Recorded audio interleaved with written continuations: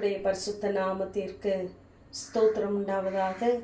ஏசாயா 42 அதிகாரம் 16 இருளை வெளிச்சமும் கோணலை செவ்வையுமாக்குவேன். இந்த காரியங்களை நான் அவர்களுக்கு செய்து அவர்களை கைவிடாதிருப்பேன் என்று கர்த்தர் சொல்லுவதாக நாம் வாசிக்கிறோம்.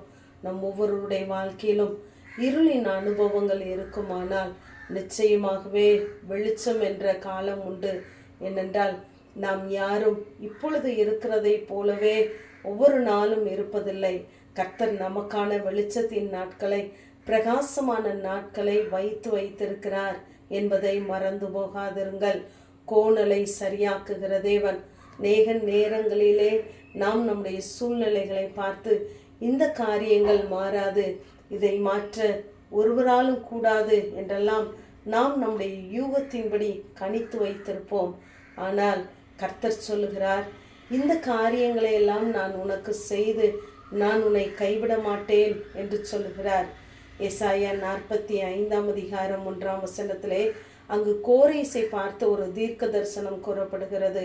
அவன் பிறப்பதற்கு 150 ஆண்டுகளுக்கு முன்பதாகவே அவர் சொல்லுகிறார். அவனை பார்த்து அவன் வலது கரத்தை பிடித்து கொண்டு சொல்லுகிறேன் என்று சொல்லி, நான் உனக்கு முன்னே போய் கோணலானவைகளை செவ்வையாக்குவேன் என்று சொல்லுகிறார்.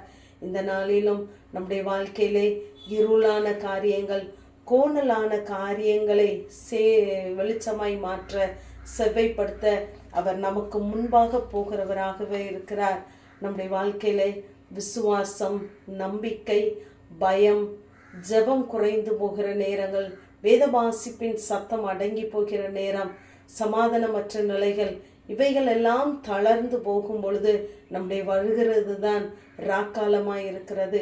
இப்படிப்பட்ட சூழ்நிலைகளில் மத்தியிலே நாம் கர்த்தரை விசுவாசமாய் பற்றி கொள்ள வேண்டுமென்றால், நம்முடைய ஜெப ஜீவியம் அதிகரிக்க வேண்டுமென்றால், ஆவிக்குரிய ஜீவியத்திலே கர்த்தருடைய சத்தம் நம்முடைய காதுகளிலே துணிக்கப்பட வேண்டுமென்றால், நம்முடைய வாழ்க்கையிலே சந்தோஷமும் துதியின் சத்தமும் ஆரவாரமும் கேட்கப்பட வேண்டுமென்றால், நாம் கர்த்தருடைய சமூகத்திலே தரித்திருக்கிறவர்களாய் இருக்க வேண்டும். ஏனென்றால் சாயங்காலத்திலே அழுகை தங்கும், ஆனால் விடியற் காலத்திலே களிப்பு உண்டாகும். நம்முடைய ஒவ்வொருடைய வாழ்க்கையிலும் இருளை மாற்றுகிறவர், நம்முடைய வாழ்க்கையிலே அவருடைய விளக்கை ஏற்றுகிறவராய் இருக்கிறார்.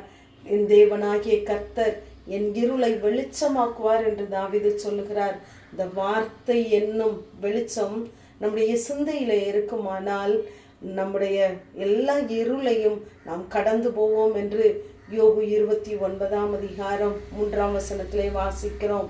அவர் தீபம் என் தலையின் மேல் பிரகாசித்தது, அவர் அருளின வெளிச்சத்தினால் இருளை கடந்து போனேன் என்று சொல்லுகிறார்.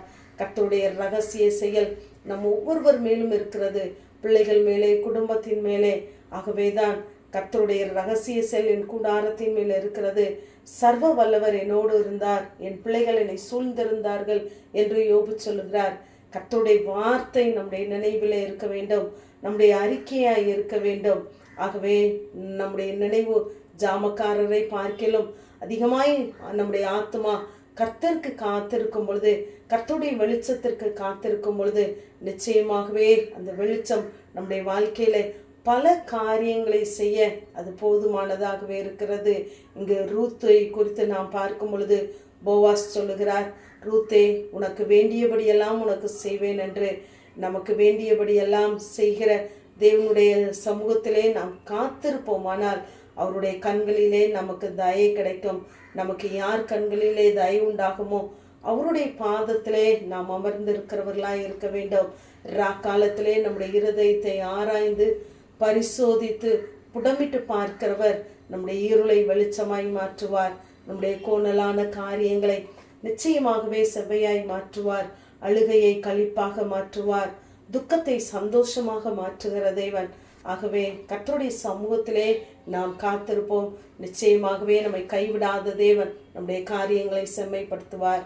ஆமேன். ஜெபம்.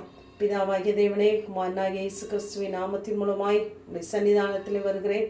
இந்த காரியங்களை நான் அவர்களுக்கு செய்து அவர்களை கைவிடாதிருப்பேன் என்று சொன்ன தேவன், உடைய பிள்ளைகள் வேண்டிக் கொள்கிற எல்லா காரியங்களிலும் நீர் அவர்களுக்கு பதில் செய்து கைவிடாதிருங்க. இயேசுவின் மூலம் ஜெபங்களும் எங்கள் நல்ல பிதாவே. ஆமேன்.